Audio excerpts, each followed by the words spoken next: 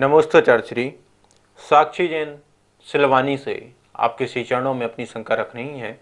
हे गुरुदेव, जैन धर्म के प्रतीक चिन्ह में अनेकों बिंदुआं मिलते हैं, अनेक अनेक प्रकार की चीजें मिलती हैं, तो इन सभी का अर्थ क्या है? कृपया समाधान करें। प्रतीक चिन्ह जिससे हम जाने कि हाँ ये जैन का है, मतलब कि सिंबल। हर धर्म के अपने अपने सिंबल होते हैं, तो ऐसे जैन धर्म का सिंबल आपको पता है। ये जो ये सिंबल आप बनाते हैं, 3 लोक, और 3 लोक में हाथ भी बना होता है, स्वस्तिक भी रहता है, सिद्धशिला बनी होती है, 3 बिंदु बनी होती हैं, और नीचे परस्पर गृह जीवा नाम लिखा रहता है। सबसे बड़ी तो आपको खुशी होना चाहिए कि यह जो सिंबल है, जो वयोवृद्ध तपोवृद्ध ज्ञान वृद्ध राष्ट्र संत मेरे गुरुदेव आचार्य विद्यानंद जी महाराज, इनके द्वारा यह सिंबल बनाया गया था, और जिसमें सब कुछ दर्शा दिया जाए। बहुत बड़ी उनकी सोच थी, बहुत बड़ा उनका चिंतन था, और हमारे सारी समाज ने उसे सहज रूप से स्वीकार किया। ये अपने आप में बहुत बड़ी बात रही। तो इस प्रकार का यह प्रतीक चिन्ह जो है, इसमें क्या क्या जो दिए गए हैं उसके बारे में आप समझें। देखिए, ऊपर जो है सिद्धशिला बनाई है, उसके नीचे 3 डॉट लगे होंगे, फिर स्वस्तिक बना होगा, और नीचे हाथ बना होगा। ये जो हाथ है, ये 24 तीर्थंकर का आपको आपके लिए आशीर्वाद, अभय दान, या फिर आपके लिए कल्याण के लिए आशीर्वाद है। 24 तीर्थंकर, उसके अंदर एक आरा बना होगा, 24 आरे बने होंगे। वो 24 आरे 24 तीर्थंकर के प्रतीक हैं, और 24 तीर्थंकर का जो है सभी जीवों के लिए कल्याण हो, सभी जीव जो हैं को अभयदान मिले, मतलब सभी जीव जो हैं अपने आत्मरक्षा कर सकें, इस प्रकार का वो हाथ का सिंबल है। ठीक है ना। स्वस्तिक जो बना हुआ है वो 4 गति का प्रतीक होता है, कि चारों गतियों से निकल करके, तो 4 डॉट लगी हैं, चारों स्वस्तिक के अंदर डॉट लगाते हैं 4, तो चारों गतियों से निकल करके कैसे निकलेंगे? तो 4 प्रकार के जो अनुयोग हैं, प्रथमानुयोग, कर्णानुयोग, चरणानुयोग, द्रव्यानुयोग, इन चारों अनुयोगों को, ग्रंथों को हम पढ़ें, एक को नहीं, मात्र एक द्रव्यानुयोग को नहीं, चारों प्रकार के ग्रंथों को हम अच्छी तरह से पढ़ें, तो हम चारों गति से निकल जाएंगे। ऊपर जो 3 डॉट लगी हैं वो सम्यक दर्शन, सम्यक ज्ञान, सम्यक चारित, कि इन चारों गतियों से निकलने के लिए हमें जो है रत्नात्रय को पूर्ण होना पड़ेगा, रत्नात्रय से पूर्ण होना पड़ेगा। और उसको पूर्ण करते हैं तो हम जो है सिद्धालय में जाकर के, लोक के अंत में जो सिद्धालय है वहाँ पर जाकर के हम विराजमान हो सकते हैं। तो इस प्रकार से यह प्रतीक सिंबल जो आचार्य जी ने पूरा आगम शास्त्र, 24 तीर्थंकर और संसार की चारों गतियों से यात्रा करते हुए परम गति, सिद्ध गति को प्राप्त हो, इस प्रकार से ये सिंबल बना हुआ है। नीचे दिया है परस्पर गुरु जीवा नाम। जब तक संसार में जीव रहता है, एक दूसरे का उपकार करके रहता है, और उपकार करके जीवन जीता है, और इसके बाद स्वयं वह कल्याण करके मोक्ष को प्राप्त हो जाता है। नमोस्तु महाराज श्री। सुनील जैन छत्तीसगढ़ से आपके श्री चरणों में अपनी शंका रख रहे हैं।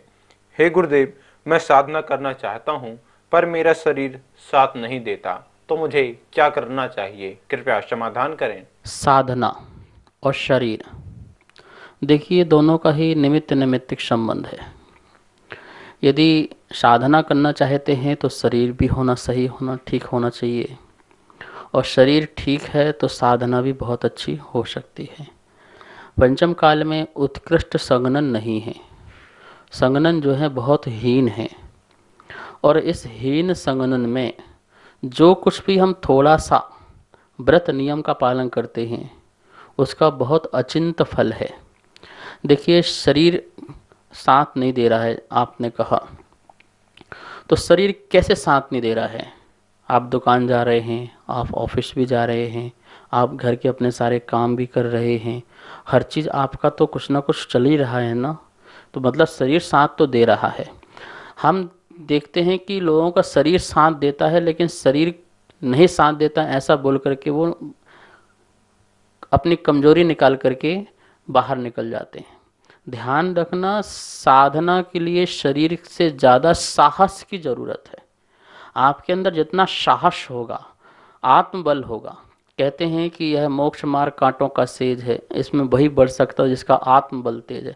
तो आत्मबल होना चाहिए। शरीर दुबला पतला हो, शरीर में शक्ति कम हो वो चल जाएगा, लेकिन यदि आत्मबल यदि आपका मजबूत है तो ये शरीर दुबला पतला भी जो है मोक्ष मार्ग में बढ़ सकता है, साधना कर सकता है। अब साधना में कई प्रकार की साधना होती है। यदि आप उपवास नहीं कर पाते हैं तो कोई बात नहीं, यदि आप जो है एक आसन नहीं कर पाते हैं तो कोई बात नहीं, आप 2 एक आसन कीजिए, मतलब 2 बार बैठ के भोजन लीजिए और अच्छे से आप जो है नियम व्रत का पालन कर लीजिए। सामायिक तो कर सकते हैं ना आप, नहीं मैं बैठ के नहीं कर सकते, लेट के कर सकते हो तो लेट के कर लो, लेट के आप जाप कर लीजिए, लेट के आप आराधना कर लीजिए। तो आराधना करने के लिए तो लेट के नहीं हो सकता ऐसा तो नहीं है ना, तो आप वो भी कर सकते। जब आपका शरीर साथ नहीं दे रहा है तो मंत्र जाप करते रहिए, नियम व्रत का पालन करते रहिए और तत्व चिंतन करते रहिए। यदि आप स्वाध्याय पढ़ नहीं सकते हो, आंखों से दिखता नहीं है, तो आप कानों से सुन सकते हो तो सुन लो, टेप रिकॉर्ड लगा लो, उससे सुनते रहो, स्वाध्याय सुनते रहो, सारी व्यवस्थाएं हो जाएंगी, सब कुछ हो जाएगा। आपके अंदर उत्साह होना चाहिए कि मुझे जो है साधना करनी है। हाँ मैं तपस्वियों जैसे साधना नहीं कर पाऊंगा कोई बात नहीं, लेकिन जो मैं अपनी जघन्य रूप से साधना कर सकता हूँ, सामायिक आदि अहिंसानुव्रत का पालन करके आदि, सत्य मैं सत्य बोलूँ ये भी तो आपकी साधना है, मैं झूठ नहीं बोलूँ, मैं किसी की वस्तु की चोरी नहीं करूँ ये भी तो बड़ी साधना है, मैं किसी प्रकार से सप्त व्यसन न करूँ ये भी बहुत बड़ी साधना है, मैं 3 मकार का सेवन नहीं करूँ ये बड़ी साधना है। तो इसके लिए फिर शरीर नहीं, आपका शरीर सब बढ़िया है। आप अपने अंदर उत्साह पैदा करो कि हम किसी भी प्रकार से धर्म को अपने अंदर धारण कर लेते हैं, वही हमारी साधना बन सकती है। तो अपने को नकारात्मक नहीं सकारात्मक सोच में ले जाइए, साधना बहुत अच्छी होगी।